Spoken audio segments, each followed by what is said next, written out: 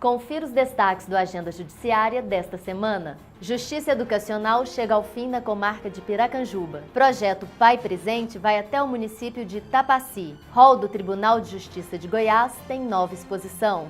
Em nossos estúdios, vamos receber o juiz Heber Carlos de Oliveira, que está há 14 anos à frente do primeiro Juizado Especial Cível de Aparecida de Goiânia. Isso e muito mais é o que você confere a partir de agora aqui, na sua revista eletrônica semanal da Justiça Goiana.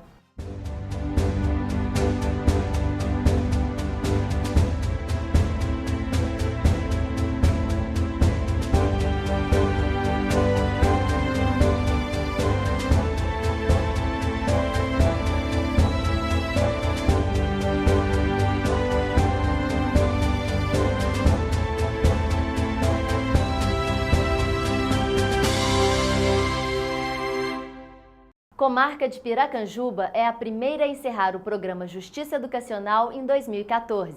Veja como foi. As crianças que participaram do Justiça Educacional em Piracanjuba lotaram o auditório da Câmara Municipal da cidade.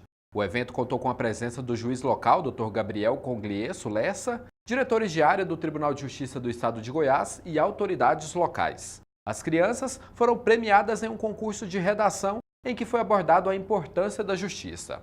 A jovem Daniele Rezende, do 9º ano, foi uma das vencedoras. Eu achei muito importante porque a gente ganha o conhecimento dos nossos deveres e direitos. E foi o projeto Estudo 9º ano B e a minha professora Vitória me ajudou. E a escola também se empenhou muito nesse projeto. O encerramento contou com a apresentação dos alunos, que arrancou risadas do público presente. Ao falar direto com os alunos, o juiz falou da importância dessa proximidade da justiça com a sociedade. É um projeto que envolve com o crescimento, amadurecimento. Através dele podemos servir de exemplo, dar referências e as crianças poderem conhecer o que funciona a estrutura do Poder Judiciário, Legislativo e Executivo e cada uma das atribuições. E eu acho que a função principal é diminuir o distanciamento com o Poder Judiciário também. Eles passam a quebrar uma barreira, que podem ir até o judiciário e conhecer o trabalho, conhecer a estrutura. E com isso, a destinação final aumenta a credibilidade e confiança do Poder Judiciário. O Justiça Educacional, que tem como foco levar noções básicas de justiça aos jovens, hoje é um dos projetos mais admirados dentro do Tribunal de Justiça do Estado de Goiás.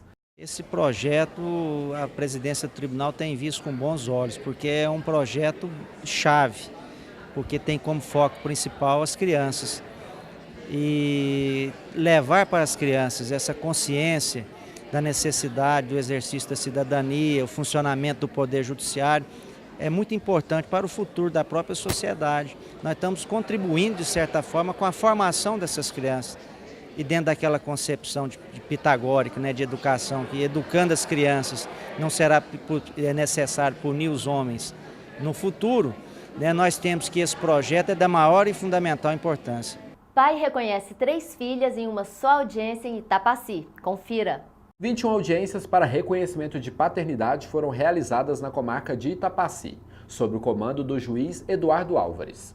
Atualmente, o município possui 30 mil habitantes, sendo que 180 alunos da rede pública ainda não têm o nome do pai na certidão de nascimento. O projeto também vai se estender até os distritos judiciários da comarca. No primeiro momento foi levantada a quantidade de crianças que não tinham o nome do pai no registro civil. Foi um número razoavelmente grande, nós encontramos aí numa média de 180 crianças que não tinham o nome do pai no registro, de forma que nós precisamos, até surgiu o interesse de fazer o projeto em 2 edições, primeiro na cidade de Itapaci e depois nos outros municípios que são distritos judiciários aqui, Hidrolina, Guarinos e Pilar de Goiás. Então, diante dessa quantidade de crianças e adolescentes que não têm o nome do pai no registro, nós achamos por bem realizar o projeto Pai Presente aqui na comarca para sanar essa dificuldade. Luciano Camilo acompanhou a ex-mulher Joana Dark e reconheceu espontaneamente 3 filhas de uma só vez. Uma de 11, uma de 12 e a última de 13 anos. O casal teve um relacionamento de 3 anos. É um direito de qualquer filho, né? Ele tem que ter o nome do pai, não pode ficar sem. Né? Então é onde que eu penso nisso. Em instantes, vamos falar sobre o primeiro Juizado Especial Cível de Aparecida de Goiânia. Fique com a gente!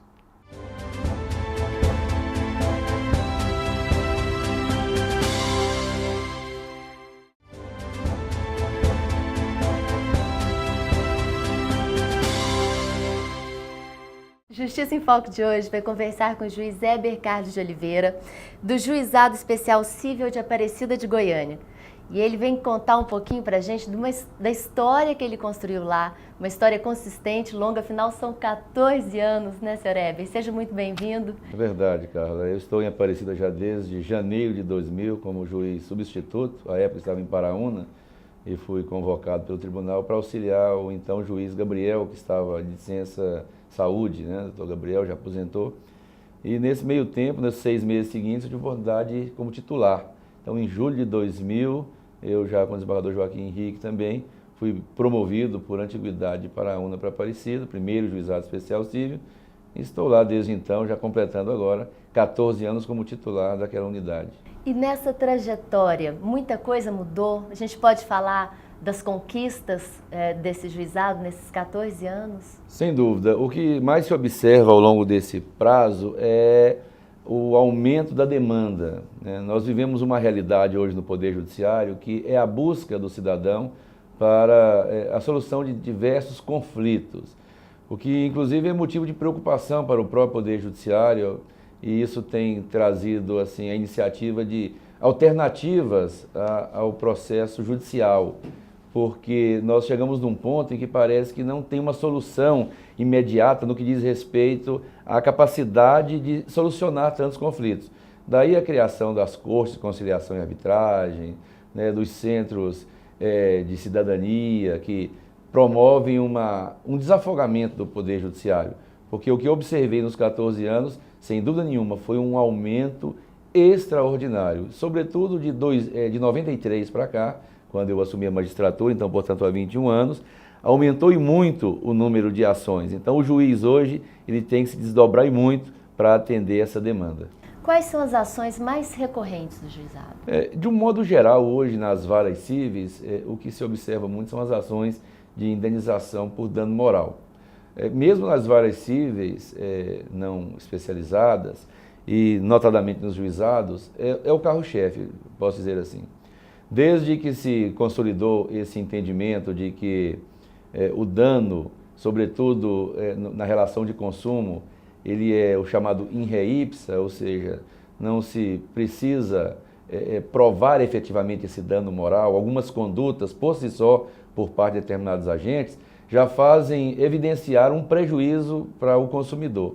Então, hoje a gente tem notado que realmente o consumidor descobriu o Poder Judiciário e a maior parte das ações são ações relacionadas à relação de consumo e notadamente em relação ao dano moral. A gente pode deduzir então que o consumidor hoje, ele está mais antenado com as leis, ele está mais por dentro dos direitos? Dá para deduzir a partir desses dados? Isso também é um ponto, eu acredito que positivo, né? Nada obstante a dificuldade que nós temos encontrado em solucionar esse problema crescente da demanda, mas o cidadão, ele tem se qualificado, não apenas o consumidor.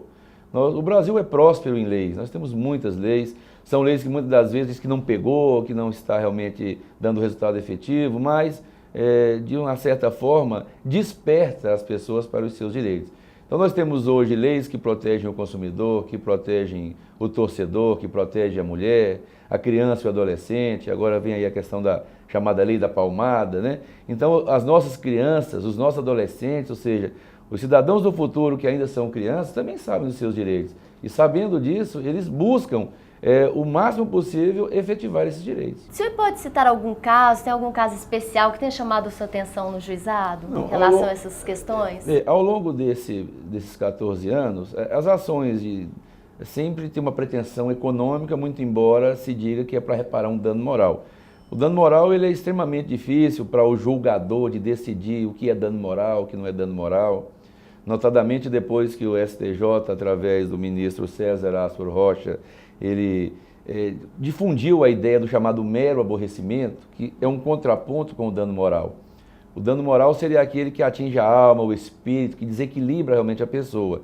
O mero aborrecimento, muito embora seja uma contrariedade, ela está num patamar um pouco inferior. E com isso... Mais uma chateação. Ele não chegaria ao patamar do dano moral de maneira que o mero aborrecimento não gera, portanto, a indenização. Então, hoje, o que se vê muito é isso. São audiências onde, muitas das vezes, a parte está ali buscando um dano moral, quando você percebe que ali, de fato, é um mero aborrecimento.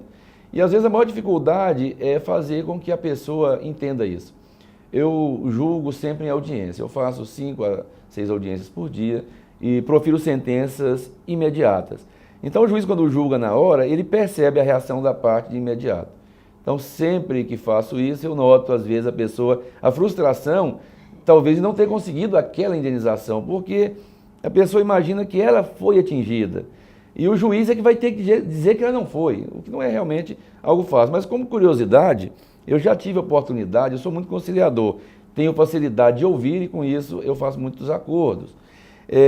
Sobretudo em desavenças de ordem pessoal, não pessoa contra empresa, as pessoas contra pessoas, vizinhos, às vezes familiares, que estão se desentendendo e às vezes levam isso para o Poder Judiciário e um querendo indenização do outro.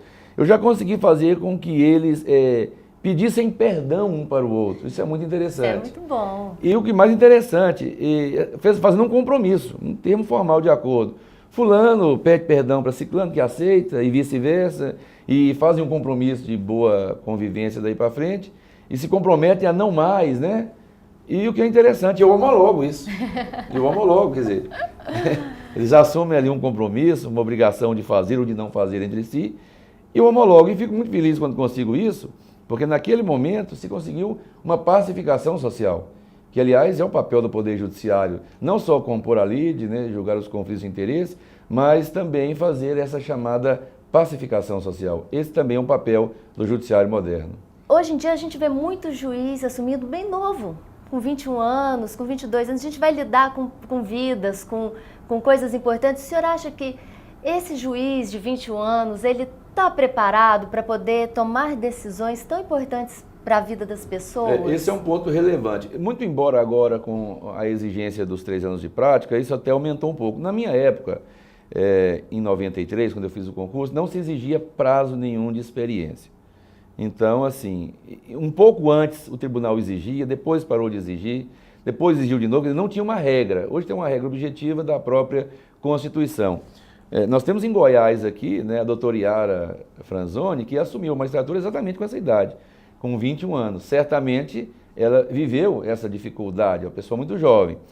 Eu, particularmente, ingressei com 26, completei 27 em agosto, entrei com 26 em janeiro de 93. Bem jovem também. Jovem ainda, mas eu já era casado, eu casei muito jovem, casei com 19 anos, já tinha filho, já tinha 2 filhos, na verdade, então isso me amadureceu certamente, né? Mas esse é um problema. A juventude é um ponto positivo, mas talvez a falta de vivência, não digo do conhecimento jurídico, porque se passou no concurso, tem o conhecimento jurídico. Mas há situações, há ensinamentos que só a vida nos dá, só o tempo. Mas isso, se acontece da pessoa passar com menos idade, cabe aos juízes mais experientes, enfim, fazer essa forma, essa simbiose aí, e de alguma forma auxiliar esses colegas mais jovens.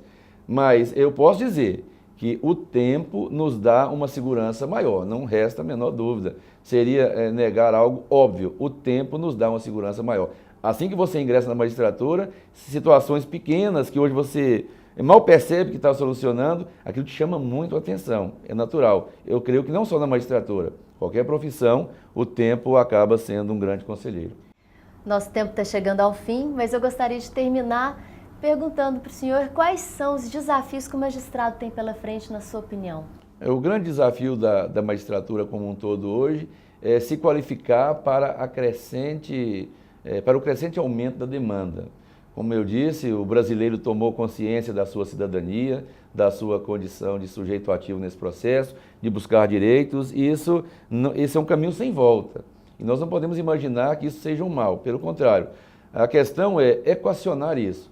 Sem dúvida nenhuma que cabe aos nossos magistrados, aos nossos dirigentes de tribunais principalmente, e eles estão empenhados nisso, a gente nota, de cada vez mais buscar alternativas que possam acelerar esse processo de atendimento das necessidades do jurisdicionado. E cada juiz tem que ser um vocacionado, sem dúvida nenhuma. Porque a nossa atividade, embora sejamos servidores públicos, lato sensu, sentido amplo, mas em sentido muito restrito, a gente é um servidor público que tem uma responsabilidade diferenciada. Né? Nós não temos horário. Às vezes, questionar, o juiz não tem horário. Pelo contrário, ele tem mais horário que qualquer outro. Porque o nosso horário não está limitado. O juiz é juiz o tempo todo. Eu não posso, às 18 horas, soltar a caneta e falar, vou embora. Se eu estou no meio de uma audiência, como muitas vezes acontece, juiz da área criminal que estão no meio de um júri, às vezes é 2, 3 dias num julgamento, então eles sabem muito bem o que é isso. Então a nossa condição realmente é de um servidor público, é de um agente político, de um agente público, e temos muito o que responder para com a sociedade e a vocação nos impulsiona para tanto. Doutor Heber, muito obrigada pelo bate-papo, adorei, achei que foi muito bacana, Eu agradeço, que aprendemos muito. E o Justiça em Foco de hoje vai ficando por aqui. Até a próxima! No próximo bloco, você vai ver a nova exposição do hall do Tribunal de Justiça de Goiás. A gente volta em instantes.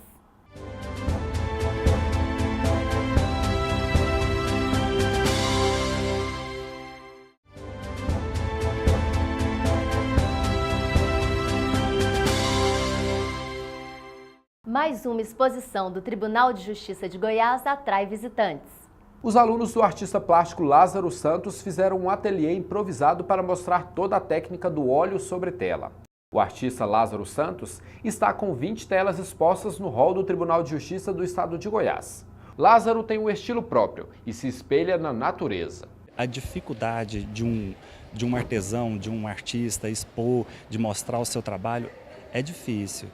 Por isso, é muito louvável o que eles estão fazendo pelos artistas. A exposição está aberta para visitas até o dia 18 de julho, das 8 da manhã às 6 da tarde. Presidente do Tribunal de Justiça de Goiás, Ney Teles de Paula, recebeu do coordenador do Núcleo Permanente de Métodos Consensuais de Solução de Conflitos do Tribunal, o juiz Paulo César Alves das Neves, os prêmios conquistados em solenidade realizada pelo Conselho Nacional de Justiça em Brasília. Presidente do Tribunal de Justiça de Goiás recebe comitiva do Tocantins. Servidoras do estado do Tocantins estiveram no Tribunal de Justiça do estado de Goiás para conhecer as instalações do Núcleo de Repercussão Geral e Recursos Repetitivos, o conhecido NURER. Hoje, o núcleo do Judiciário Goiano é modelo para os demais tribunais do país. Por isso, de 18 a 20 de agosto será realizado um evento com servidores dos demais tribunais. Acompanhe agora a estreia do quadro Fique Atento, com dicas sobre direito do consumidor e do Juizado da Infância e da Juventude. Vai viajar nas férias? Fique atento! O que deve conter no contrato de serviço com uma agência de viagem? O que a gente recomenda é que o consumidor tome o máximo de cuidado possível quando celebre um contrato com uma agência de viagem. Há um dispositivo no Código de Defesa do Consumidor, que é o artigo 30, que trata do princípio da vinculação. Isso significa o seguinte, que tudo aquilo que é prometido para o consumidor deve ser cumprido. E quantas vezes nós vemos casos em que o consumidor vai à agência de viagem, prometem para ele mundos e fundos, e quando ele faz a sua viagem, tudo dá errado, parece até aquele filme Férias Frustradas. Então o que a gente deve tomar como cuidado é pegar da agência de viagem, ela não vai se recusar a fazer isso, tudo por escrito. Tudo aquilo que nos é prometido verbalmente nos deve ser dado também por escrito. Se há algum folder, se há algum um prospecto promocional, nós devemos também guardar conosco isso para que, caso ocorra algum tipo de problema, a gente tenha lá na frente possibilidade de fazer valer o nosso direito. E, mais do que isso, nós temos o direito, de acordo com o artigo 6º, inciso 3º e com o artigo 31 do Código de Defesa do Consumidor, direito à plena informação. E essa informação tem que ser correta, clara, precisa e ostensiva. Nós temos que estar totalmente informados de tudo que nos espera, principalmente quando a gente vai para algum lugar que não conhece aquele lugar, que vai estar lá em atividade turística. Então esse contrato tem que ser muito bem lido, tem que ser muito bem compreendido. E se você estiver fazendo uma contratação de um pacote de viagem e não estiver entendendo alguma coisa, exija do agente que te explique perfeitamente como aquilo vai funcionar e pegue aquilo por escrito para que você fique garantido mais à frente. No caso de menores e filhos de pais separados, se um dos pais quiser viajar com os filhos, o que é necessário fazer? Eu aconselho que existem vários tipos de acordo, né? A guarda unilateral, que ela é concedida apenas a um genitor, o consenso é sempre necessário. Ou fixar o acordo, né, no consenso, no termo de acordo, ficar especificado que do período das férias, vamos dar um exemplo, de 1º a 15 ficará com um pai e de 15 a 30 com o outro, para não ter litígio nem necessidade, nenhuma desavença entre os genitores. E no caso da guarda compartilhada, onde a gente tenha a necessidade de um consenso entre os genitores, também que fique especificado para evitar qualquer dissabor ou constrangimento. Quais cuidados o consumidor deve ter ao reservar passagens e passeio online? Na verdade, a gente recomenda um cuidado muito maior nas compras feitas online, porque nas compras feitas à vista e nas compras feitas no estabelecimento comercial, nós temos com quem negociar, nós temos uma informação correta, nós temos uma informação mais precisa e temos como esclarecer as nossas dúvidas. E na compra feita através de um site, nós não sabemos nem onde aquele site está hospedado. E principalmente dos sites do exterior, o risco é ainda maior. Então, o que eu recomendo, na verdade, é que o consumidor deve diminuir as áreas de risco que ele pode ter. Se você já tem plena confiança naquele site, se já adquiriu por ele, se ele é um site certificado, tudo bem. Caso contrário, a melhor opção seria mesmo se valer de um profissional, de uma agência de viagem, cuja a atividade, inclusive, foi regulamentada agora bem recentemente, no mês de maio desse ano, a Lei 12.974, regulamentou a atividade das agências de viagem e, graças a Deus, houve um veto presidencial naquilo que tirava a responsabilidade das agências de viagem. Então, hoje, se nós compramos um pacote através de uma agência de viagem e temos um problema na nossa viagem, não só o hotel, não só o restaurante, não só o transfer serão responsáveis, mas também essa agência de viagem será. Quer dizer, é bem melhor, é bem mais prudente, é bem mais confiável e confortável para nós consumidores nos valermos do auxílio desse profissional. O que é alienação parental? Alienação parental é um fenômeno bastante antigo, que só, assim, hoje, assim, modernamente, faz parte da nossa legislação. É o fenômeno de que síndrome de alienação parental ou implantação de falsas memórias. É quando um genitor denigre a imagem do outro ou de qualquer familiar que tenha contato com a criança ou com o adolescente. É um fenômeno que traz muito sofrimento, né, traumas que são muito graves tanto para a criança como adolescente, que se vê separado de um dos genitores, que vê a convivência familiar prejudicada, né, e uma situação que traz muito sofrimento para todas as partes e que põe o magistrado numa situação muito delicada, porque ele tem que decidir muitas das vezes, em razão da doutrina da proteção integral, do melhor interesse da criança, em suspender visitas, né, ou mesmo reverter a guarda, em detrimento de uma situação que, posteriormente, só um laudo psicológico pode, né, determinar qual a melhor solução. Neta com mais de 18 anos poderá receber pensão por morte da avó, mesmo sem estar na faculdade. Os integrantes da 2ª Câmara Civil do Tribunal de Justiça do Estado de Goiás mantiveram sentença da comarca de Catalão para determinar que a Goiás Previdência pague pensão por morte a uma jovem até que ela complete 21 anos, independente de conclusão de ensino superior. Homem que tentou matar colega com golpes de foice é condenado a 12 anos de prisão. O juiz Eduardo Alves de Oliveira, da comarca de Tapaci, condenou um homem a 12 anos e 10 meses de reclusão, em regime fechado, por tentativa de homicídio qualificado. PUC Goiás terá de fornecer diploma a estudante que frequentou o curso mesmo inadimplente. Em decisão monocrática, o desembargador Orloff Neves Rocha reformou sentença e determinou que uma universidade forneça o certificado do curso e o diploma de bacharel em medicina para uma estudante. Ela teria débitos com a instituição e por isso não teve acesso aos documentos. Vamos homenagear desembargadores e juízes do Tribunal de Justiça de Goiás que fazem aniversário na próxima semana. Vânia Jorge da Silva, 13 de julho, comarca de Goiânia. Giovana Mendes Bahia Moisés, 14 de julho, comarca de Uruaçu. Márcio Antônio Neves, 14 de julho, comarca de Cumari. Maria das Graças Carneiro Reque, 14 de julho, desembargadora. Ailton Ferreira dos Santos Júnior, 15 de julho, comarca de Nazário. Romério do Carmo Cordeiro, 16 de julho, comarca de Goiânia. Chega ao fim mais uma Agenda Judiciária. Obrigada pela companhia, uma ótima semana a todos. A gente se vê no próximo programa. Até lá!